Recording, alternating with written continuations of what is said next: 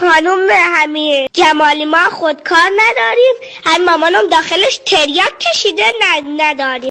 بچه ها هر کدوم هستین آیلان هستین به اون یکی خبر بدین که آیلان باشن، دارم ریاضی درس میدم.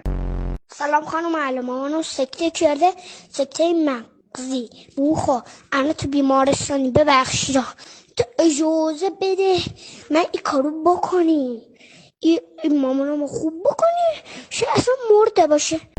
رضا is my son. به معنی پسر. رضا دختر منه. مکان و زمان مفعل مفعل مفعلت بود. اسم تفضیل افعل و فولا، نانای اصغر و صغرا، نانای اکبر و کبرا. بچه‌ها یه 6 دقیقه به من وقت بدی برای پسرم نیم رو درست کنم برمیگردم.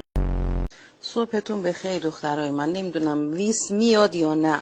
نمیتونم دیگه، مغزم نمیکشه. مدرسه ها باز شد که بیاد مدرسه، نمیاد من دیگه نمیتونم باش کار کنم. ما که اینقدر خوب اگه میتونستیم بچه درس بدیم خودمون معلم میشدیم، میرفتیم یه حقوقی میگرفتیم، یه تکلیفی بر خودمون روشن میکردیم برای زندگیمون. نتونستیم که اومدیم خونه دار شدیم دیگه. پدر ما رو اینا در آوردن. خب چرا بچه‌تو تو سکو ثبت نام نمی‌کنی؟